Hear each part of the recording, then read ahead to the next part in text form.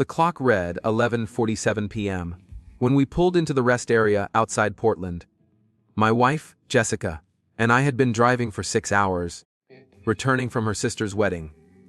We needed to stretch our legs and grab coffee. The place was surprisingly busy, with 15 or 20 cars scattered in the lot, most dark with sleeping occupants. The overhead lights cast eerie, orange pools, leaving deep patches of darkness between them. I was feeding a wrinkled Bill into a coffee machine when I saw him, a man in a faded baseball cap and a dark windbreaker, walking slowly between the rows of parked cars. He wasn't heading anywhere. He'd stop at each car, lean close to the windows, and cup his hands around his eyes to peer inside. Jessica came out of the restroom, and I pulled her aside, nodding toward the lot.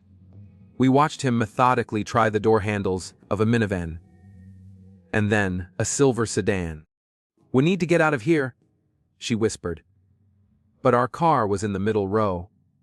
He was working his way toward it. We decided to wait, hoping he'd leave. Instead, he reached our Honda Accord.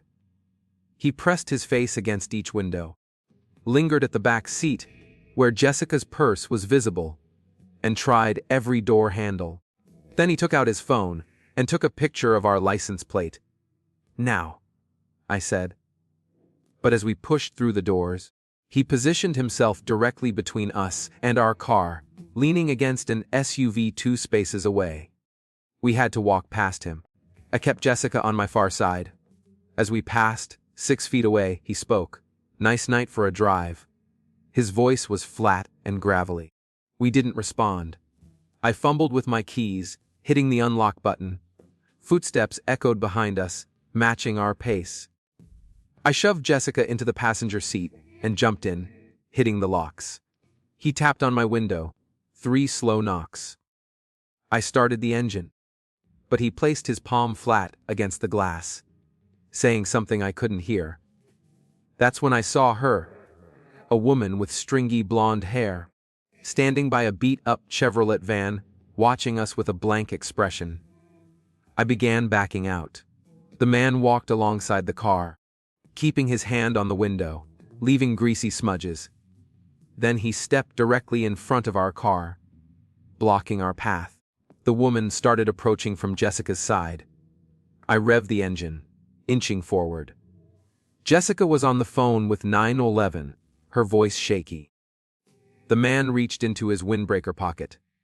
I didn't wait.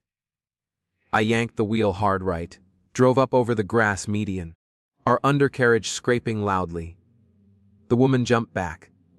We bounced onto the exit lane and shot onto the interstate.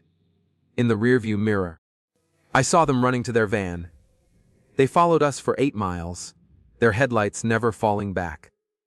Then, a semi-truck moved into the left lane, cutting them off and giving us a precious few seconds. I took an exit at the last second at 60 Nemuff, my tires screaming. The van blew past.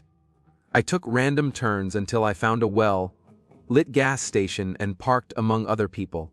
The state police told us there had been 3 similar incidents at rest areas along I-84. A team, a man and a woman, suspected of robbing people, or worse. The next day, I found 3 small scratches on the driver's side door handle. Jessica found something else, a folded piece of paper under the windshield wiper with our license plate number, and a single word written below it later. That was 14 months ago. We still don't stop at rest areas at night.